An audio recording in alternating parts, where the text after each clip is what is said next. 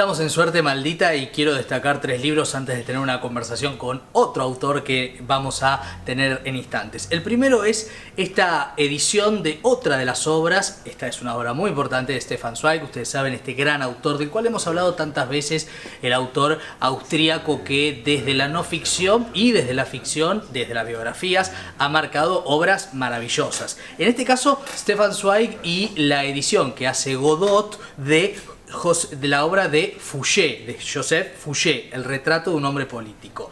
Cuando hablamos de Fouché hablamos de el hombre camaleónico por excelencia que fue cambiando de posición política desde antes de la Revolución Francesa hasta la época de Napoleón, que siempre iba cayendo parado, que siempre era el consejero ideal, el Yago, diríamos desde el teatro, que iba convenciendo y que iba cambiando entre los jacobinos, los girondinos, el consejero y demás. La prosa, la investigación, pero la prosa de Stefan Zweig hace que estas biografías, de hecho la gran noticia es que se va a editar María Antonieta próximamente, dan cuenta de que siempre estamos hablando de uno de los grandes maestros que siempre transforma en grandes aventuras la posibilidad de conocer esas biografías. Godot editó este libro que es, como mucho de los Stefan Zweig, una felicidad absoluta para los lectores.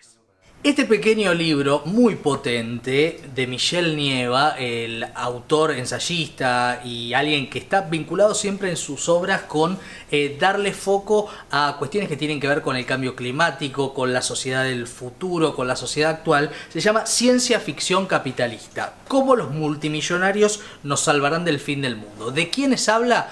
Bueno, de muchos personajes que están actualmente en la agenda pública, la agenda noticiosa y demás, como Elon Musk, como Bill Gates, y cómo están operando sobre cuestiones que uno dice, ¿qué tienen que ver con nuestro futuro? Bueno, mucho. Por ejemplo, ¿qué pasa con las diferentes misiones espaciales que hace el dueño de Tesla y de la red social X para pensar en colonizar o de alguna manera llevar sociedades para el año 2050, por ejemplo, a Marte? ¿Qué hacen estos hombres? ¿Cómo el dinero generará, según las teorías que hoy parecen disparatadas, pero es una interesante indagación que hace en este ensayo Michel Nieva, sociedades del futuro donde solo el dinero permitirá la supervivencia? En un mundo donde hay obviamente la situación climática que hay, la exclusión, el hambre y demás, pensar en que desde la perspectiva de estos multimillonarios que dominan el mundo, que la Tierra ya no será un lugar habitable, pensar otros destinos.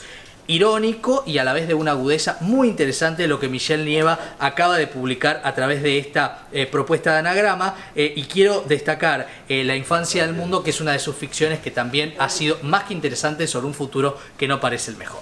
Y esta es la última obra ficcional, una novela de Marina Clos. Marina Clos, que nació en 1990 en Misiones, que viene hace tiempo sonando su nombre por el valor literario que tiene. Casa de Agua. Bueno, acá muchos han hablado del vínculo que tiene con la obra de Aurora Venturini, con Marosa di Giorgio.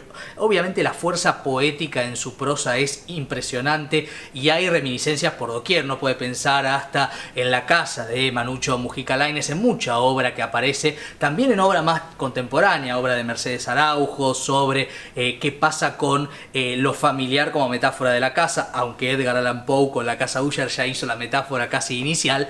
Casa de Agua habla de algo que parece inmanejable, una inundación. Muchos dirán, bueno, el agua tiene que ver con las emociones. Podemos, si queremos, analizarlo desde ahí. Una familia, los vínculos, las crisis, lo indominable e incluso también ciertas figuras que acechan en una obra donde está lo misterioso, está la crisis de una familia, pero al mismo tiempo está también lo imposible de comprender, con una fuerza poética la escritura de Marina Clos que hace que sea una autora que siempre hay que estar viendo qué es lo que hace. Ya con, por ejemplo, Pombero, ya había tenido un gran recorrido, y también con una obra que en su momento destacamos bastante, Tres truenos, una voz literaria que vale la pena seguir. Y el cuarto libro lo vamos a conversar con su autor, Los Impotentes, una nueva novela de el también reconocido y premiado guionista Nicolás Jacobone. Bienvenido, Nicolás, ¿cómo te va? Muy bien, gracias. Bueno, la novela es un lugar en relación al guión, quiero arrancar por ahí. ¿Qué significa o qué permite qué cosas para vos como autor?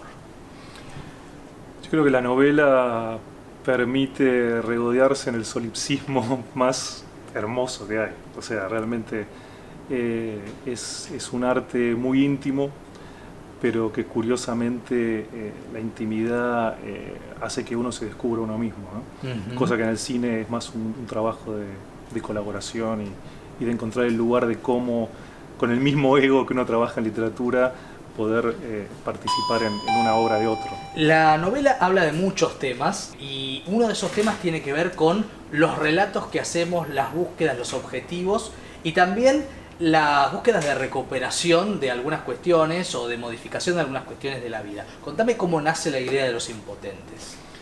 Bueno, para mí la literatura, quizá volviendo un poquito a la primera pregunta, una de las cuestiones básicas que para mí son distintas al cine es que a mí me gusta en la literatura, en el mismo acto de escribir, descubrir, ¿no?, qué es lo que estoy contando. Es una indagación en sí misma. Sí, la misma búsqueda de la oración, de cuál es la próxima oración, me va dictando un poco qué es lo que estoy contando. Obviamente se llega a un punto en el cual, cuando ya se tienen páginas escritas, empezás a percibir cuál es la cuestión, quiénes son los personajes, cuáles son sus conflictos, empezás a ir hacia atrás y a reestructurar un poco y corregir. En el cine se piensa mucho más antes de escribir la primera palabra de un guión, se trabaja, se discute, se hacen tratamientos, etc.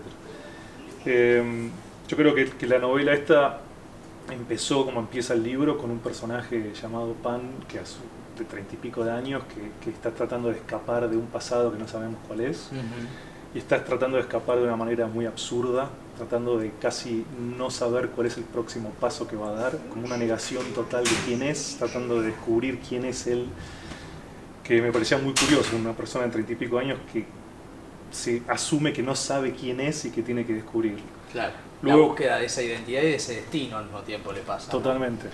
Obviamente es una búsqueda absurda que evidentemente colapsa rápidamente, pero sí, cuando tuve que preguntarme de qué es lo que estaba escapando, apareció el personaje de Emilia Mayer, que es esta escritora argentina candidata al premio Nobel, sí, que cuando era joven compra un bebé en la Triple Frontera y lo cría en su casa, no como un hijo, sino como un huésped, como una búsqueda extrema de compañía, digamos, pero que eventualmente termina siendo su pareja.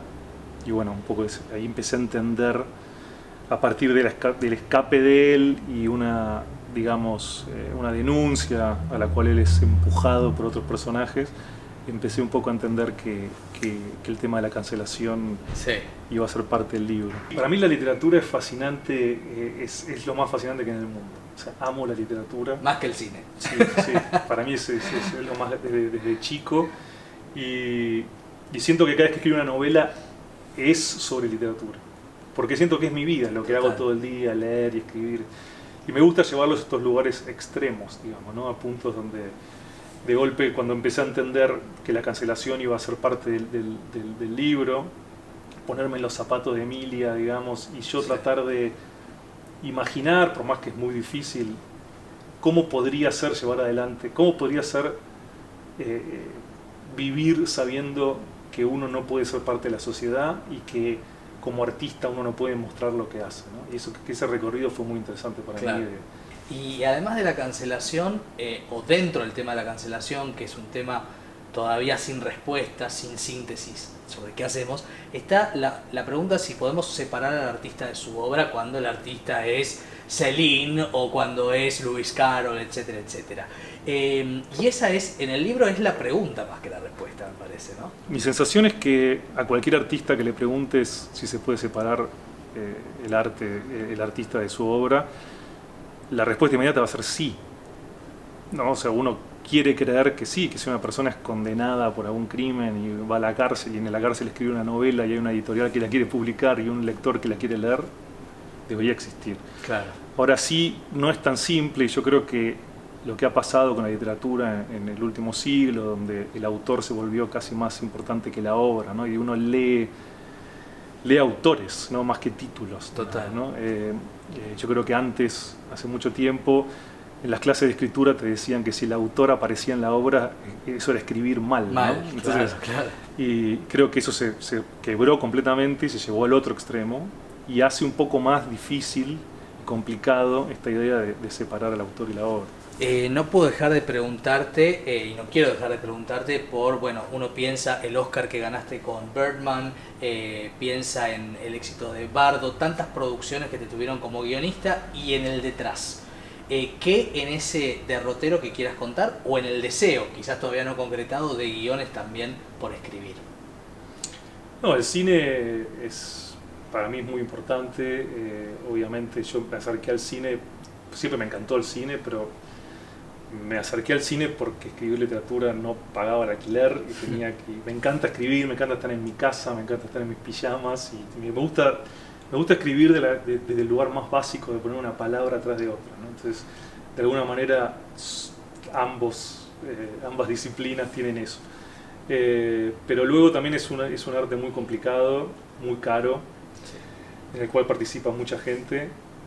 Y yo después del Oscar sí tuve un poco la iniciativa de generar mis propias cosas, pero la verdad que no soy productor, no soy director, es mucho esfuerzo. Pude hacer algunas películas que surgieron pero la verdad que me divierte también ofrecerme para ser como una herramienta de artistas que me inspiren, obviamente, y ayudarlos a desarrollar sus propias obras. Pero incluso cuando escribo guiones, para mí las escenas funcionan a partir de lo que está escrito y de la palabra, de cómo funciona la palabra. Luego los directores pueden imaginar y los directores de arte pueden imaginar cómo se va a ver y el director de fotografía imaginará cómo se iluminará y vestuario, cada uno hará su trabajo. Pero para mí es como tiene que funcionar casi diría literariamente, ¿no? el guión. Bien. Los Impotentes, Nicolás Giacobone. Gracias, Nicolás. No, gracias a vos, un placer.